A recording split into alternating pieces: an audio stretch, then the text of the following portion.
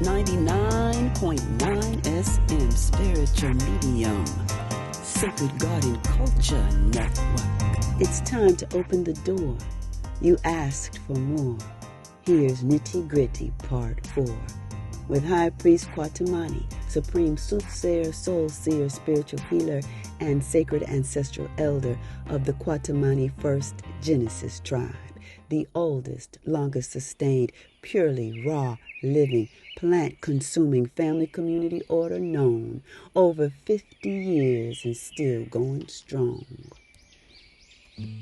In the midst of preparing this presentation, deep in a meditational vibration, listening at the toucans, listening in at the macaws, hearing the parrots, and what we call the queen and king bird speaking and expressing within linguistics of bird sounds.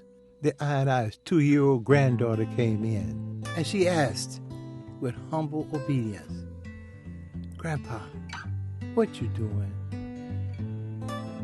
I looked at her and felt the joyful nature of love and sincerity when she asked her question. And I said, "Baby, Grandpa, piecemealing, dealing with the urgent need for healing, feeling the feeling of humanity dealing with the impending 9/11 prophecy AD 2027, dealing with what is in store as we prepare to enter the door of what will be AD 2024, the sleeper, where the gatekeeper is the grim weeper, dealing with the zips and the zaps as the stakeholder gets even colder and bolder while he sucks, sap, and entrap, dealing with rapping this rap as a roadmap out of the insanity of pale vanity, dealing with the obstacles in the way to prevent the I and I from doing and saying what the I and I have to do and say.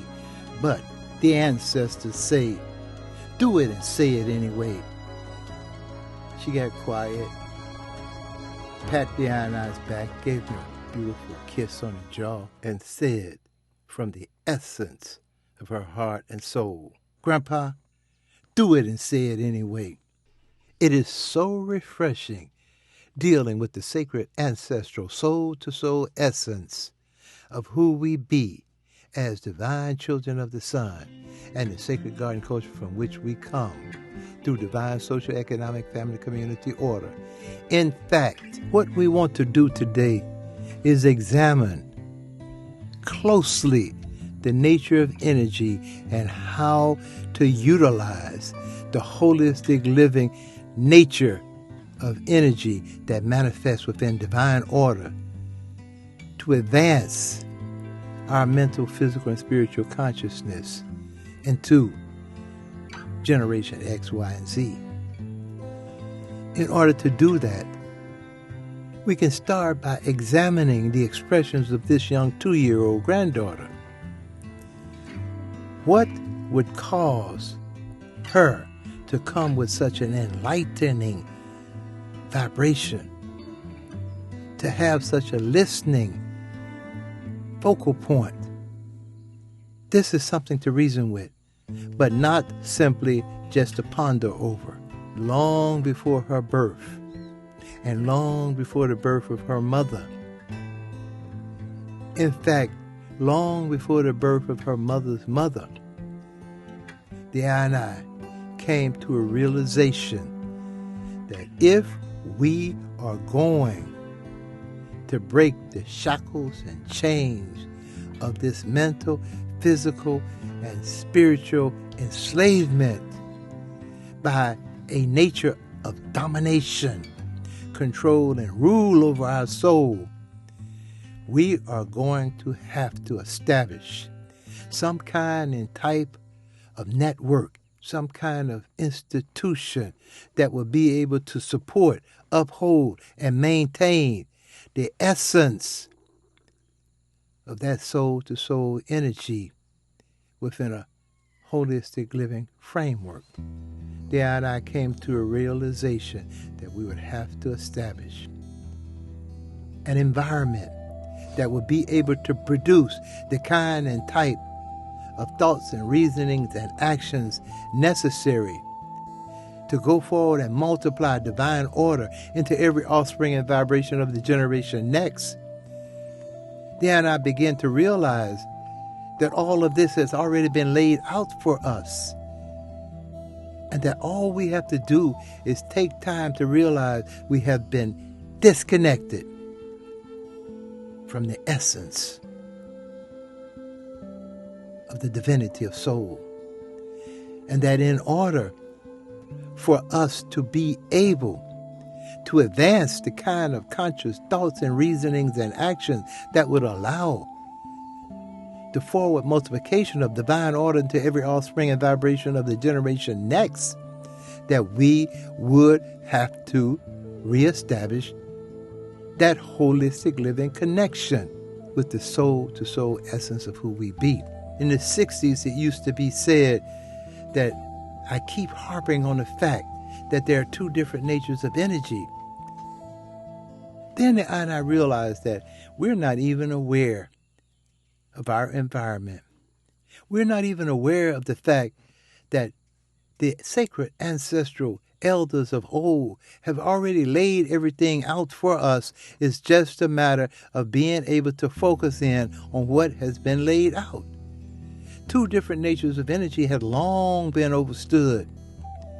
When one analyzed the spiritual teachings brought forward through the tellings of Asar, Aset, Nebuchadnezzar, Set, and the rest of the royal family, it becomes very clear that within that royal family connection, two different natures of energy manifested.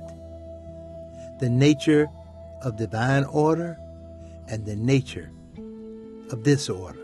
Divine order simply means in sync, in focus, in alignment with the holistic living essence of life, synchronizing with Mother Earth, wind, rain, and sun, synchronizing with consuming from the natural and innate fruits of the tree of life culture and the elements of the plants that do indeed elevate the mental, physical, and spiritual body temple of humanity.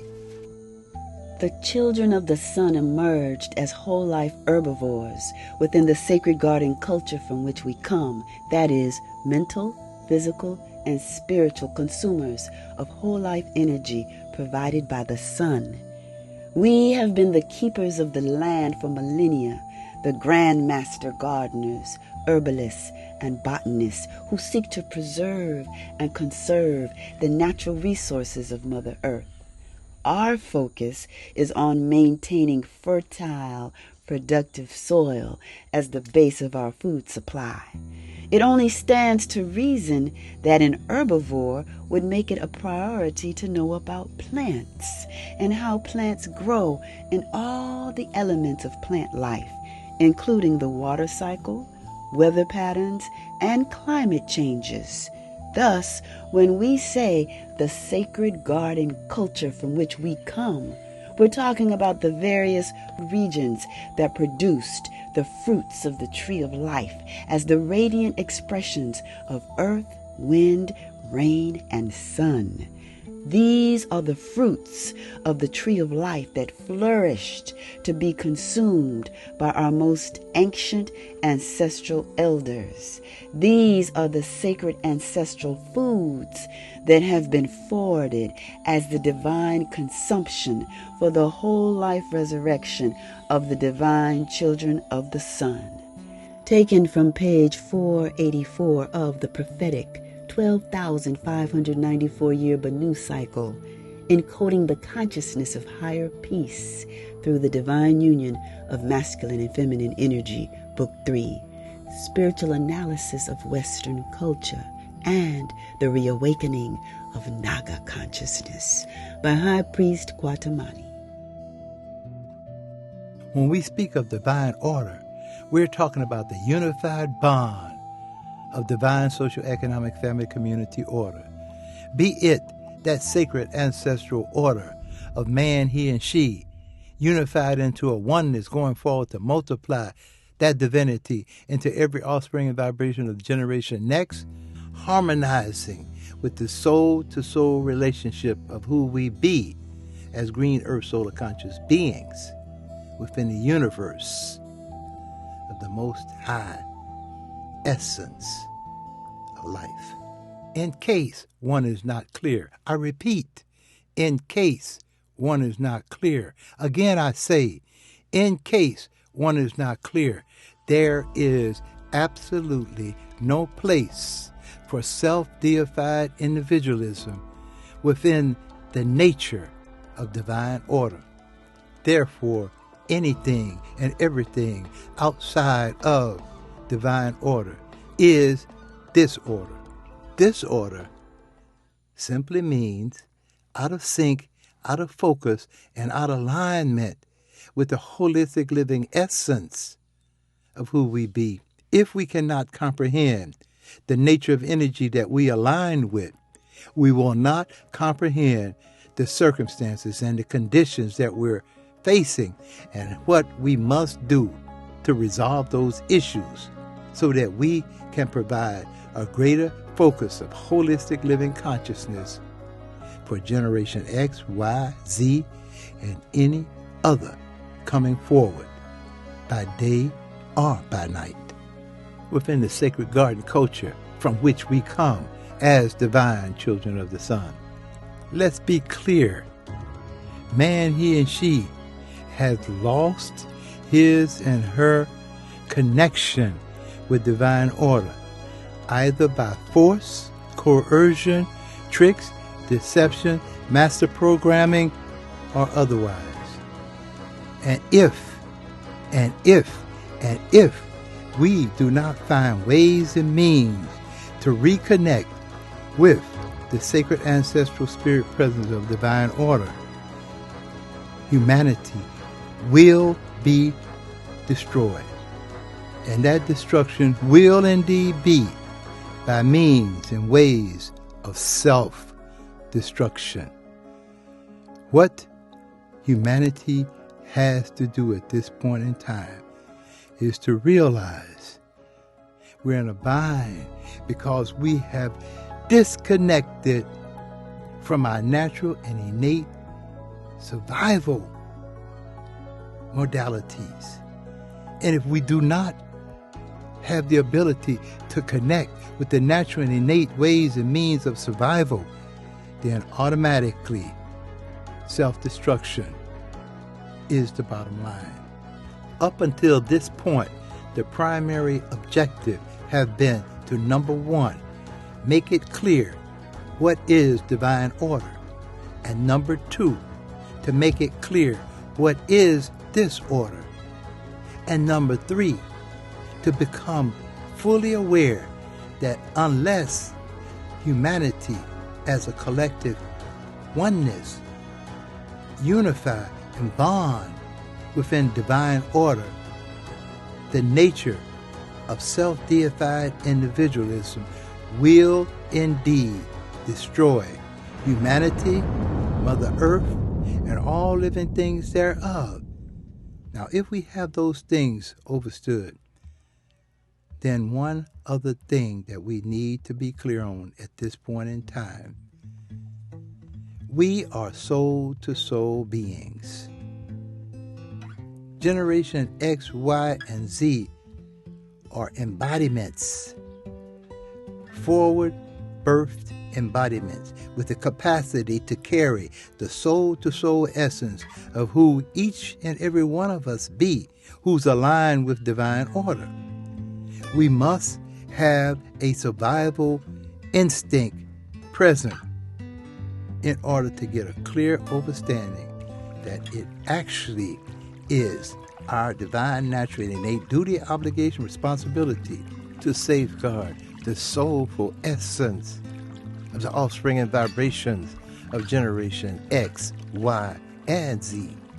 For if we do not, we are actually committing spiritual suicide, soul-to-soul genocide against our own presence as soul-to-soul beings. If you are a soul-to-soul being, you know You know beyond the shadow of a doubt that we must continue our sojourn.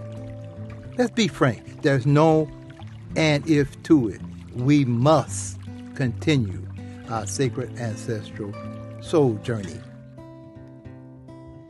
It's just a matter of preparing the pathway. And this is our divine, natural, and innate duty, obligation, and responsibility, manifesting right before your very eyes.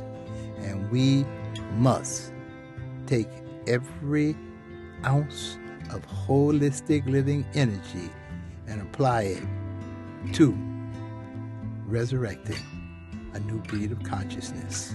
Here's what's been said. We must reconnect with the instinctual vibration of survival. In order to do that, there are basic things that we must comprehend. Number one, man, he and she, is a creature of habit. And as a creature of habit, we must be clear that habits are hard to break. Therefore, first things first, we must find ways and means to begin to break those bad habits, those unwanted habits, as soon as possible in the earliest stage of that development of that being. Number two, man, he and she, is a product of his and or her environment. For example, if you have an environment where the weather is warm and the populations are gentle, loving, and respectful to each other, an environment where the water is fresh, the soil is rich and fertile, and the populations of that environment have a deep-seated focus on planting and harvesting and consuming of the fruits of the tree of life, consuming within a garden culture presence, as has been pronounced within the first genesis of humanity's expressions upon our earth, then what will happen is that that environment will produce all that it has expressed within the offspring and vibrations of the generation next. And those offsprings will be instinctually encoded with a higher peace conscious nature that gives all due respect to Mother Earth and all other living things, simply because it will become clear to that kind and type of population, based on that kind and type of environment, that we must unify within a oneness bond, because each and every entity brings forward a necessity for our continuous and ongoing life expression. The bees would be significant. The birds would be significant. All of the various creatures running around would be significant. Their droppings would be significant. If you focus wholeheartedly and sincerely, what will be seen is that the sacred garden culture from which we come would be very, very significant to perpetuating divine order. Remember, when we say divine order, we're talking about the natural and innate instinct of man, he and she, as we emerged within a garden culture presence as plant-consuming souls, physically embodied within a temple, geared and designed to consume of a tree of life culture, fruits, vegetation, seeds, and nuts, our medicine, our meats, our life-affirming treats. This third factor is all important. If you want to secure factor number one in a positive and affirmative nature, and if you want to secure factor number two in a productive and wholesome nature, then this third one is absolutely essential. The essential factor is it takes a community to raise an offspring.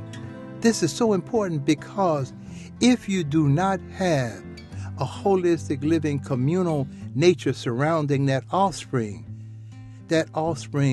will pick up every kind and type of habit, attitude, value, behavior, belief that is within the environmental experiences he or she ventures through, be it public school, private school, religious orders, be it just going to play simple thing like basketball, going to any other kind of social activities, all of these habits will manifest somewhere within that child because he or she, by his or her nature, will indeed assimilate, integrate, and adopt those things where he or she feel will make him or her more acceptable within that environment.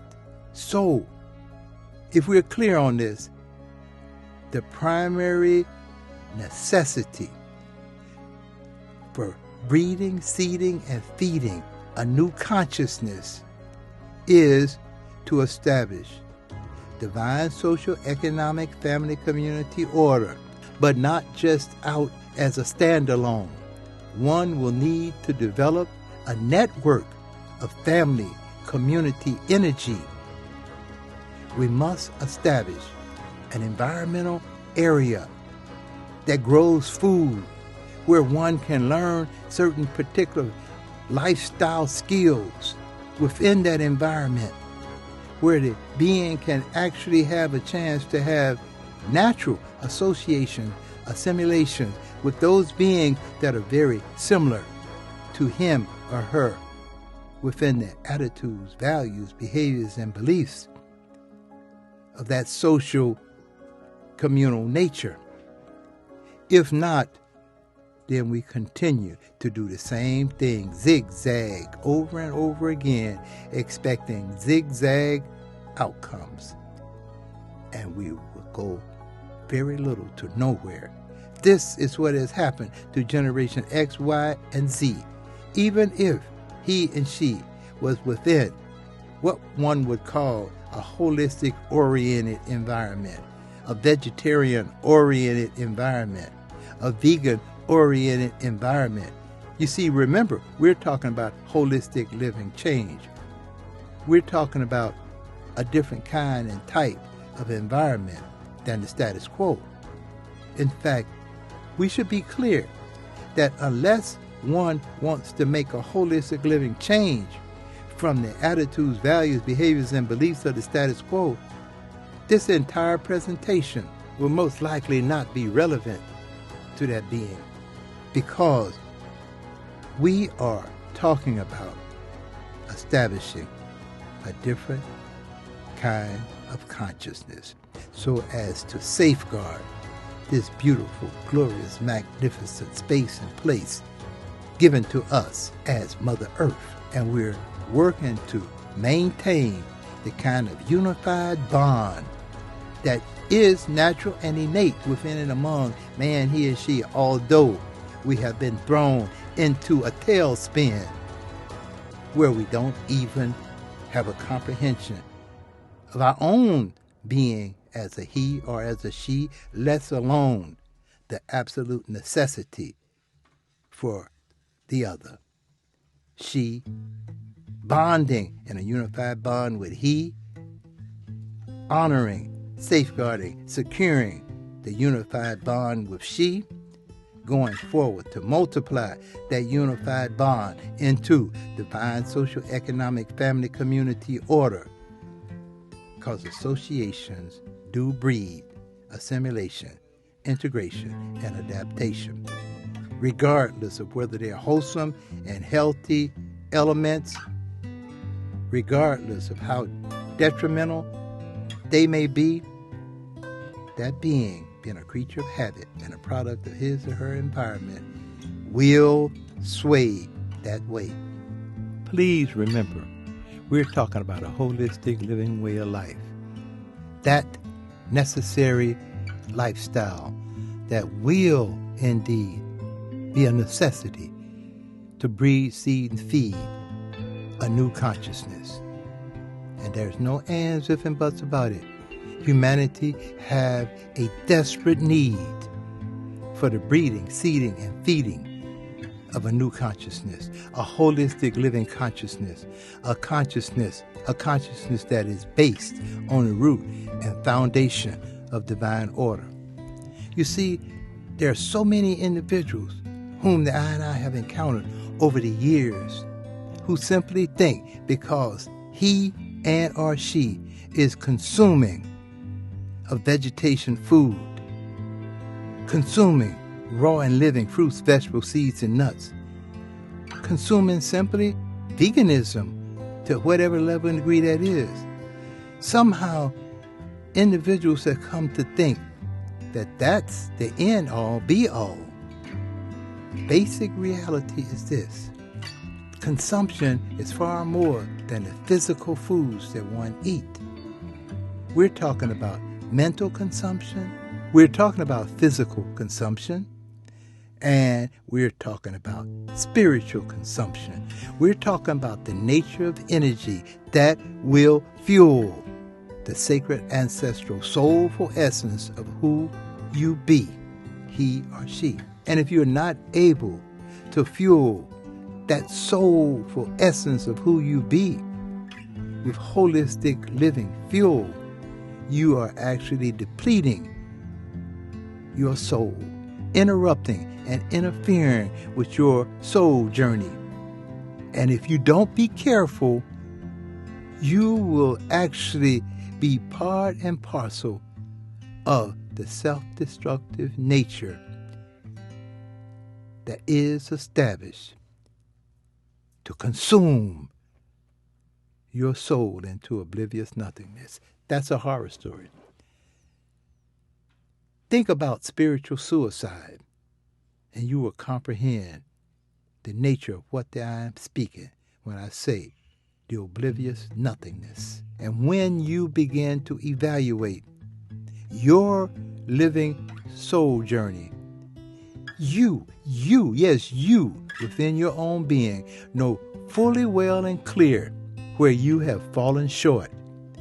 And that space and place where you fall short must be where you redirect your detox, purging, and healing energies so as to clear that pathway. Otherwise, you will run into the brick wall of self-deified individualism outside of the pathway of divine order. We must comprehend the magnificence of soul. We must comprehend the soul-to-soul relationship, and we must comprehend that we have the ability to interface and to interrelate with each other, seen and unseen, as souls. That's a special process.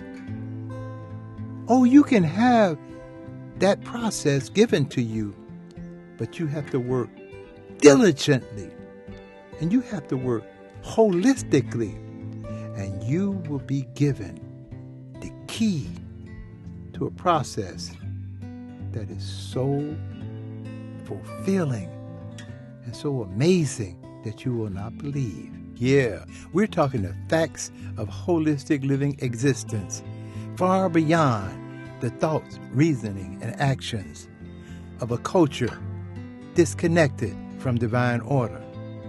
And even if that physical embodiment that you now hold dear comes to its conclusion, that soul will have the ability to interconnect unseen and get on a soul journey immediately